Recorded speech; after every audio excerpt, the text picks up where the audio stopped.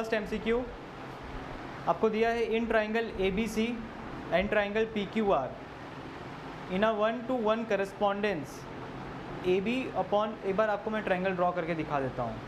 Book नहीं है आपके पास, आया क्यों फिर? एक बुक पास करो भाई इसे। देखो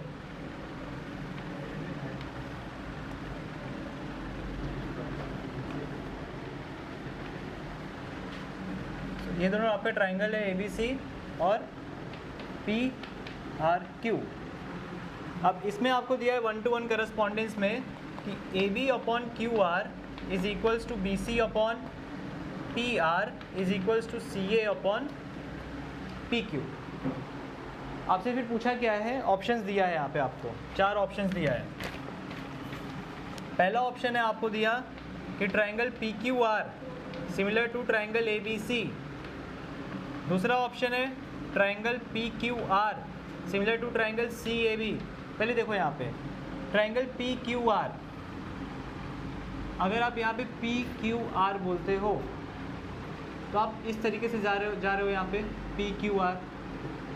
आप पहले ये समझ लो कि एंगल P का करस्पॉन्डिंग एंगल C है, एंगल Q का करस्पॉन्डिंग एंगल A है, एंगल R का करस्पॉन्डिंग एंगल B है। तो अगर आप यहाँ पे पहले P ले रहे हो तो यहाँ पे आपको पहले C लेना पड़ेगा।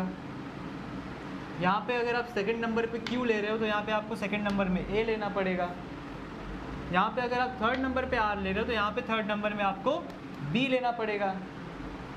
तो यहाँ पर देखो ट्राइंगल PQR बोला आपको, PQR, तो यहाँ पर भी सिमिलर टू ट्राइंगल CAB होना चाहिए। यहाँ पे क्या वैसा है? नहीं है, यहाँ पे ABC दिया है, ABC, तो ये गलत है, ये आपका करेक्ट ऑप्शन नहीं हो सकता। सेकंड ऑप्शन देखो triangle PQR with triangle CAB। देखो PQR और उसी के करस्पॉन्डिंग में CAB, ये सही है। यहाँ पे P देखो पहले नंबर पर है, यहाँ पर C पहले नंबर पे होना चाहिए है। अगर यहाँ पे Q दूसरे नंबर पर है तो यहाँ पर आपका A दूसरे नंबर पे होना चाहिए। देखो दूसरे नंबर पे A है। अगर आपका यहाँ पे R थर्ड नंबर पे है तो यहाँ पे आपका B थर्ड नंबर पे होना चाहिए, तभी तो करस्पॉन्डिंग सही से बैठेगा। तो ये आपका करेक्ट ऑप्शन है।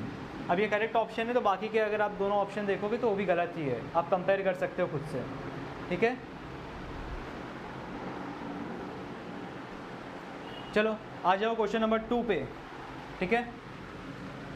क्वेश्चन नंबर 2 क्या बोल रहा है आपसे, इफ़ इन ट्राइंगल DEF, सबसे पहले तो हम लोग ट्राइंगल ड्रॉ कर लेते हैं यहाँ पे, ठीक है। ये आपका हो गया ट्राइंगल DEF, ये क्रॉस, ये डॉट, इधर एक ट्राइंगल आ गया बड़ा सा,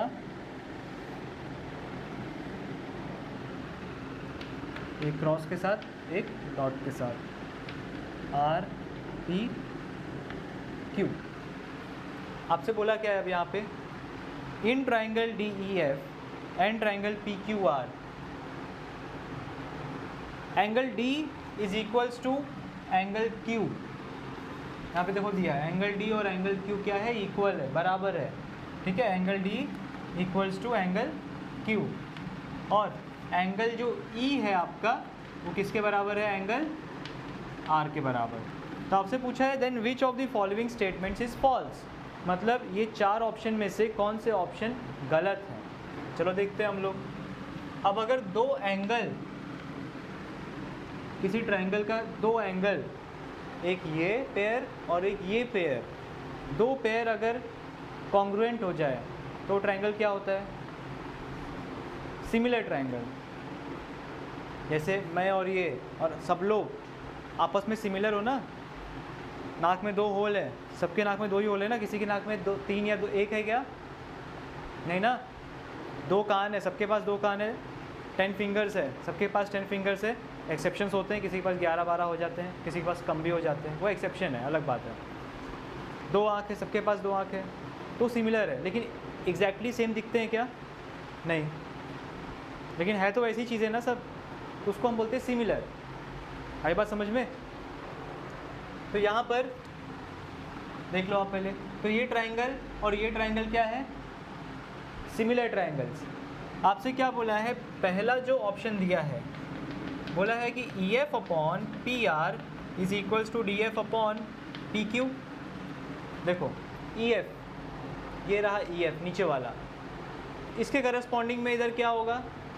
RP, आमने सामने वाला। करस्पॉन्डिंग मैंने बताया था ना, आमने सामने वाला। तो EF का PR होना चाहिए या RP होना चाहिए। PR बोलो इसको या RP बोलो, बात एक ही है, ठीक है। तो देखो EF के सामने PR नीचे नीचे लिखे है। अब यहाँ पे देखो DF दे दिया, यहाँ पे क्या होगा? QP, मतलब ये सही है, ये फॉल्स नहीं है, ये ट्रू है। तो ये आपका ऑप्शन नहीं होना चाहिए, ये आपका आंसर नहीं है। आपको फॉल्स वाला आइडेंटिफाई करना है ना। सेकंड ऑप्शन देखो, DE upon PQ is equals to EF upon RP। DE देख लो जरा, ये है DE, इसके सामने वाला क्या होना चाहिए? PQ नहीं, RQ होना चाहिए। क्या है यहाँ पे?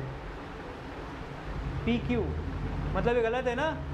DE के सामने वाला QR है, बट दिया आपको PQ है, सो ये फॉल्स है, ये गलत है, मतलब ये आपका आंसर है। आपको फॉल्स वाला आइडेंटिफाई करने के लिए बोला था ना। चलो एक बार C वाला भी देख लेते हैं हम लोग, ठीक है।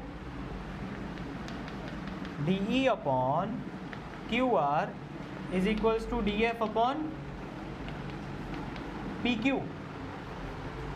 देखो DE देख लो, DE के सामने होना चाहिए QR है, DF दिया है यहाँ पे, DF के सामने होना चाहिए QP है, मतलब ये आपका गलत वाला स्टेटमेंट नहीं है, मतलब ये ऑप्शन आपका आंसर नहीं है। डी भी अगर आप कंपेयर करोगे ऑप्शन डी, तो भी आपको ऐसे ही मिलेगा। सो गलत ऑप्शन ये वाला है, ऑप्शन डी। सो ये आपका आंसर है, ठीक है। आई बात समझ में?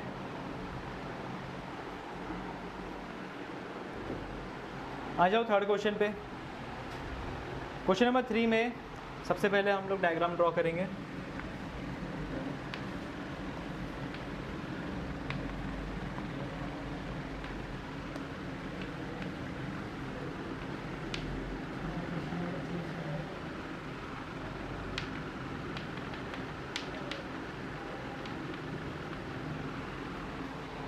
चलो, अब यहाँ पे आपको क्या बोला है? In triangle ABC and triangle DEF, ABC and triangle DEF, ठीक है।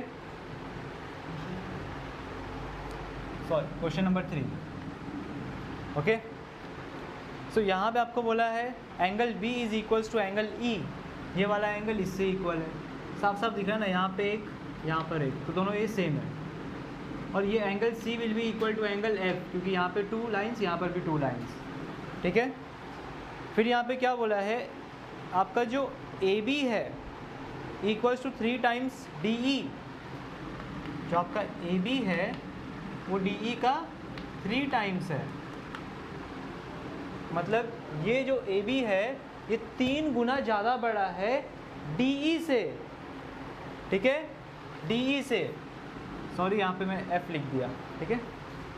So AB is greater than DE by 3 times. इतना समझ में आया?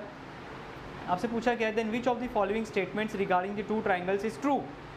तो ये 2 ट्राइंगल के बारे में अब कुछ अफवाहें चल रही हैं, 4 चीज़ें मार्केट में इनके बारे में बोली जा रही है, और ये 4 चीज़ों में से, मतलब 4 ऑप्शन में से एक कोई बात सही है, एक कोई ऑप्शन सही है। तो पहला ऑप्शन देखो, the triangles are not congruent and not similar. अच्छा ये बताओ, अगर किसी ट्राइंगल में 2 एंगल इक्वल हो जाए, ये एक एंगल का पेयर और ये एक एंगल का पेयर, जब 2 पेयर ऑफ एंगल्स किसी भी ट्राइंगल के इक्वल हो जाए तो ट्राइंगल सिमिलर होता है या नहीं? होता है ना। तो यहाँ पे आपको बोला है कि the triangles are not congruent and not similar. Not similar, क्या सिमिलर नहीं है? है ना सिमिलर। ये पेयर इक्वल है, ये पेयर इससे इक्वल है। तो पहला वाला ऑप्शन तो आपका गलत हो गया, ऑप्शन ए गलत हो गया आपका। ऑप्शन बी पे आ जाओ। The triangles are similar but not congruent. देखो ट्राइंगल जो है सिमिलर है, जैसे हम ह्यूमंस आपस में सिमिलर है बट एग्जैक्टली इक्वल हैं क्या? यहाँ पे इक्वल का मतलब कॉन्ग्रुएंट होता है। तो यहाँ पे बोला है ट्राइंगल सिमिलर हैं बट क्या कॉन्ग्रुएंट है? नहीं। तो यहाँ बोला है the triangles are similar but not congruent, तो वो बात सही है। ट्राइंगल कॉन्ग्रुएंट नहीं है। कॉन्ग्रुएंट मतलब क्या? एग्जैक्टली सेम है क्या? इसकी हाइट देखो, इसकी हाइट देखो, लेकिन ये सिमिलर है, तो इसका मतलब जो आपका ऑप्शन बी है वो सही है। चलो एक बार ऑप्शन सी भी देख लेते हैं। The triangles are not congruent and similar, मतलब ये ट्राइंगल जो है, sorry the triangles are congruent and similar, मतलब ये ट्राइंगल कॉन्ग्रुएंट भी है और सिमिलर भी है। चलो मान लिया सिमिलर तो है बट क्या कॉन्ग्रुएंट है? नहीं है ना। हाइट इसकी देखो और इसकी देखो हाइट, आई बात समझ में? तो ऑप्शन सी उड़ गया। ऑप्शन डी क्या है भाई? None of the statements above is true. ऐसा तो कैसे हो सकता है भाई? स्टेटमेंट बी तो सही था ना, तो ऑप्शन डी भी खत्म, वो भी गलत। तो आपका option B is the correct option. चलो देख लो एक बार इसे भी। तो ये डी ई एफ है, नहीं तो मैं इसको यहाँ पे लिख देता हूँ पूरा डी, ठीक है। अब देखो यहाँ पे बोला है triangle A B C and triangle D E F are equilateral triangle. पता है इक्विलेटरल ट्राइंगल क्या होता है? इक्विलेटरल, इक्वी मतलब सेम, लेटरल मतलब एंगल्स, ठीक है। तो इक्विलेटरल ट्राइंगल का मतलब क्या होता है कि इनके तीनों के तीनों एंगल्स सेम होंगे, मतलब ये एंगल भी 60 डिग्री, ये एंगल भी 60 डिग्री, ये एंगल भी 60 डिग्री, तीनों के तीनों एंगल्स। और ये ट्राइंगल में भी ये भी 60 डिग्री, ये भी 60 डिग्री और ये भी 60 डिग्री। सिर्फ यही नहीं, इक्विलेटरल ट्राइंगल में आपके तीनों साइड्स भी सेम होते हैं, मतलब आपका जो ए बी है वो बी सी के बराबर होगा और जो ए सी है वो भी बी सी के बराबर होगा। मतलब अगर ये 4 है तो ये भी 4 होगा, ये भी 4 होगा। अगर ये 10 है तो ये भी 10 होगा और ये भी 10 होगा, ठीक है। ये इसके इक्वल है और ये इसके इक्वल, मतलब तीनों आपस में इक्वल है। तो ये इसका मतलब था इक्विलेटरल ट्राइंगल। आगे क्या दिया है? इनका जो रेशियो है, दोनों ट्राइंगल्स का जो रेशियो है 1:2 है। अब इसको मैं ऐसे लिख सकता हूँ अपॉन में, क्योंकि रेशियो मतलब क्या होता है? डिवीजन ही होता है एक तरीके से। इसको मैं ऐसे लिख सकता हूँ, इसी चीज़ को मैंने ऐसे कर दिया। अब देखो आपको बोला है कि जो ए बी है वो कितना है? 4 है। आपसे पूछा है डी ई कितना होगा? डी ई, ए बी आपको दिया है 4, आपसे पूछा है डी ई। अभी मैंने आपको पढ़ाया था areas, theorem of areas of similar triangle में, इसमें ही पढ़ाया था ना मैंने कि जो आपका एरिया जो है ट्राइंगल का, जो एरिया है उनका जो रेशियो है, उनका जो रेशियो है वो उनके करस्पॉन्डिंग साइड्स के स्क्वायर के रेशियो से बराबर होगा। मतलब जो ए बी है upon D E, D E उसका करस्पॉन्डिंग साइड है ना ए बी का, उसके स्क्वायर के रेशियो के बराबर होगा। यही पढ़ा था हमने।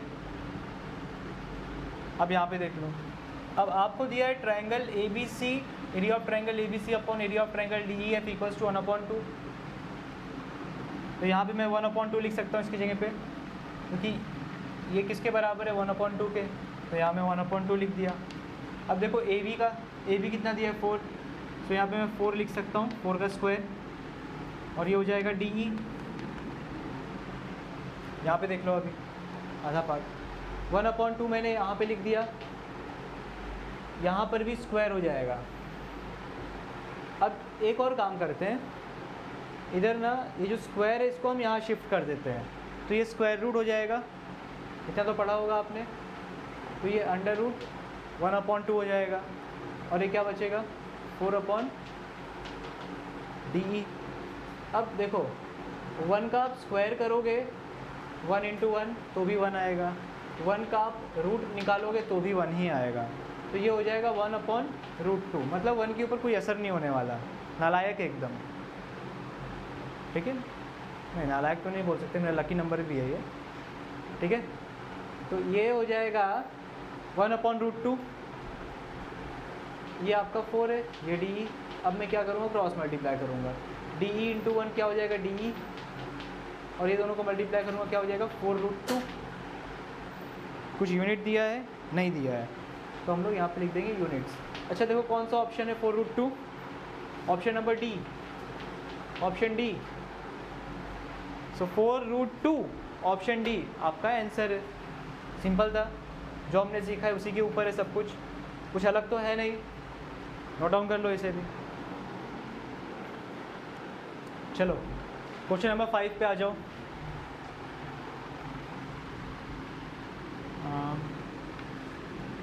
इसमें ये ट्रायंगल दिया है ABC और ये X एंड Y, और बोला है आपसे कि segment XY is parallel to segment BC। जो XY है वो BC के पैरेलल है। पैरेलल मतलब क्या, जो आपस में कभी मीट ना हो, जो आपस में कभी मिले ना, जैसे रेल की पटरियाँ नहीं बोल सकते उसे, मिलती हैं आके, सीढ़ी लैडर मिलता नहीं है कभी आके, ठीक है। एक थियरम है हमारे बुक में, बेसिक प्रोपोर्शनैलिटी थियरम।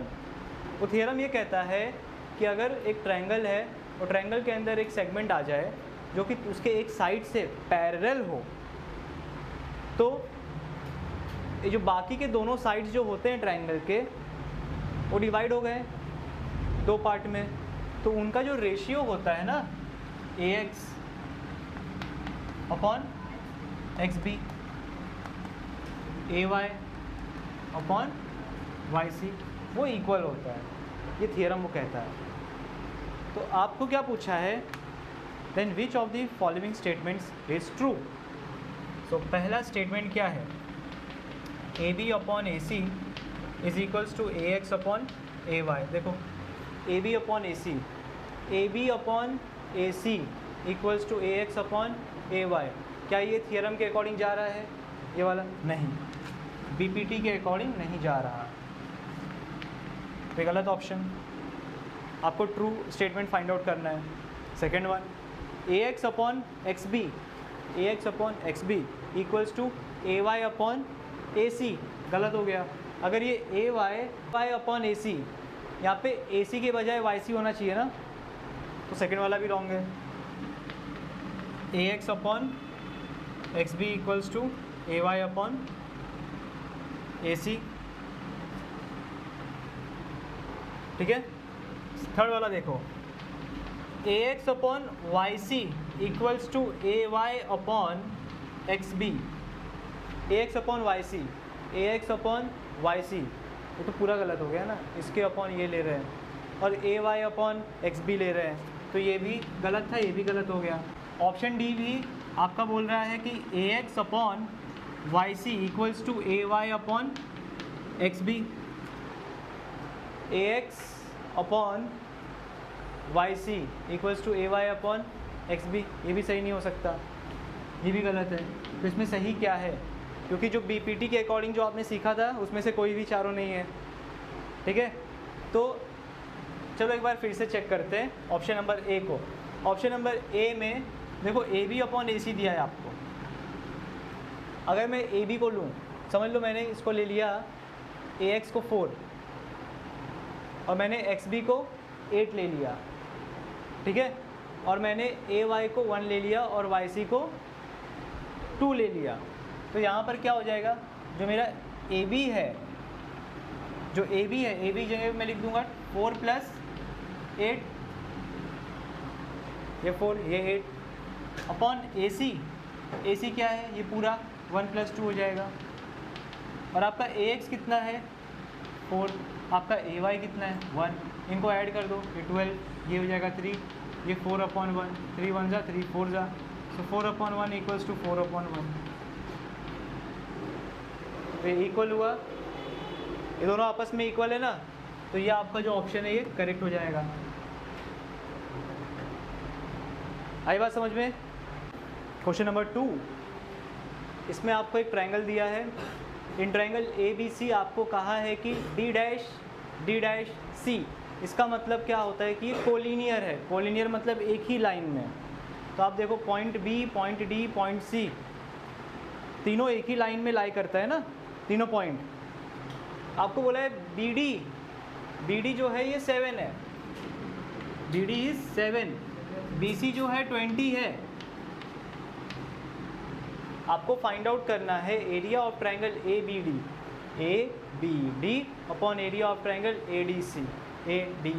तो पहले हम लोग ये वाला देखते हैं, बाद में ये दोनों देखेंगे, ठीक है। So area of triangle ABD, अगर आप ABD में ध्यान से देखो, इसका सिर यहाँ पे है, सिर मतलब टॉप पोजीशन यहाँ पर है और बेस यहाँ पर है। ट्रायंगल ADC का टॉप पोजीशन यहाँ पर है, बेस यहीं पर है। तो अगर दोनों का टॉप पोजीशन और बेस पोजीशन सेम जगह पर है तो मैं कह सकता हूँ दोनों ट्रायंगल का हाइट सेम है। जैसे अगर देखो मैं यहाँ से एक टेप लूँ और हाइट मेजर करूँ, दोनों ट्रायंगल का हाइट क्या होगा, सेम ही होगा ना भाई, ठीक है। अभी देखो जो मैंने आपको केस पढ़ाया था कि जिसमें आपका हाइट सेम होगा तो उसमें एरिया का रेशियो किसके बराबर होगा, रेशियो ऑफ बेस के। तो यहाँ पे आपको बेस चाहिए, एक तो ABD का बेस जो कि BD होगा, दूसरा ADC का बेस जो कि DC होगा। आपको ABD का बेस दिया है 7, बट दूसरे ट्रायंगल का जो ADC है उसका बेस जो है DC वो आपको नहीं पता है, तो पहले हम वो फाइंड आउट करेंगे। सो इन ट्रायंगल ABC D'C ये गिवन है। देयरफॉर मैं क्या लिख सकता हूँ यहाँ पर, जो आपका BC है it is equals to BD plus DC। What is BC? 20 है, पूरा BC 20 है। BD कितना है 7, DC अननोन। जो आपने लिखा वो कहाँ पे था, गिवन था ये सब। अब यहाँ पे देखो 20 माइनस 7 हो जाएगा, प्लस 7 को वहाँ ले लिया, कितना हो जाएगा 13 इक्वल्स टू DC। मैं यहाँ पे लिख लेता हूँ इसे, चलो। Therefore DC equals to 13 units, ठीक है। आपको DC मिल गया अभी। अब आप क्या कर सकते हो, नाउ इन ट्रायंगल ABD ये वाला ट्रायंगल एंड ट्रायंगल ADC क्या होगा। सबसे पहले तो आप देखोगे हाइट्स आर इक्वल, ठीक है। तो आपको एक्सरसाइज 1.1 स्टार्ट होने से पहले आपको 3 सेंटेंसेस दिए हैं। जब आपका हाइट सेम होता है तो आप क्या लिखोगे, तो आप लिखोगे यहाँ पे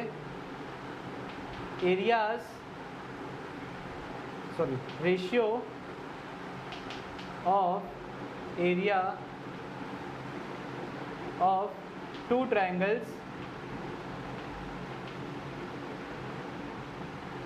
with same heights are equal to ratio of their corresponding bases, है ना। आपको मैंने यही पढ़ाया था ना, उसके बेसिस के बराबर होगा। ये सेंटेंसेस मैंने आपको बताया नहीं था क्योंकि सेंटेंसेस उसमें दिया है, आपको लेक्चर में आप देखोगे तो पता चलेगा, मेरे फर्स्ट लेक्चर में देखो। तो यहाँ पे एरिया ऑफ ट्रायंगल ABD आप लिखोगे upon area of triangle ADC आप लिखोगे, ठीक है। तो अब यहाँ पे आपका हाइट सेम है तो बेसिस आपको लिखना पड़ेगा। बेस क्या है इसका, ए बी डी का, बी डी है बेस, ए डी सी का बेस डी सी है। चलो ये वाला मैं फिर से रिपीट नहीं कर रहा। बी डी कितना है 7, डी सी कितना है 20, आ गया आपका आंसर ख़त्म। ये वाला आप यहाँ पे लिख लेना, मैं रिपीट नहीं कर रहा, ठीक है। सो ये पहले वाले का आंसर आ गया। फटाफट इसे नोट डाउन कर लो। चलो एक छोटी सी मिस्टेक है, ये 20 नहीं 13 है। डीसी का वैल्यू देखो हमने निकाला, यहाँ पे 13 आया, मैंने डीसी की जगह पे डीसी का वैल्यू लिख दिया, ठीक है। तो इसे नोट डाउन कर लो आप।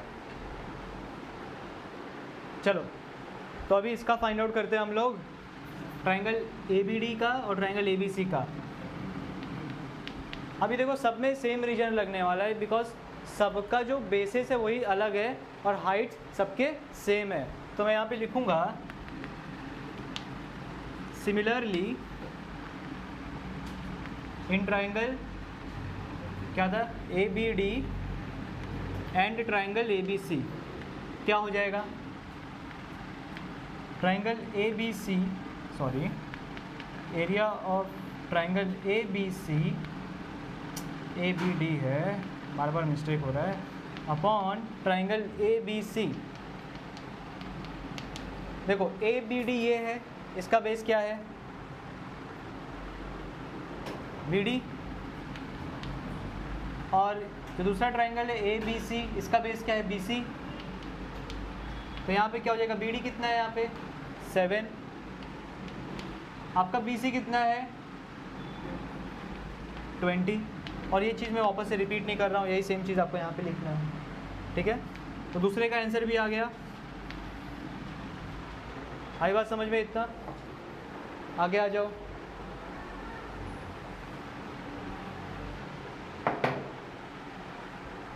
Again in triangle ADC and triangle ABC, क्या करोगे आप, area of triangle ADC upon area of triangle ABC। अब बताओ ADC का बेस क्या है DC, वेरी गुड। ABC का बेस DC है, तो सेम चीज़ में वापस कॉपी नहीं करने वाला। DC कितना है आपका, अभी हमने फाइंड आउट किया था ना 13 था। DC कितना है आपका 20, आ गया आंसर, ख़त्म, डन, तीनों हो गया। आप इसे नोट डाउन कर लो और आज का लेक्चर यहीं पे ख़त्म होता है, ठीक है।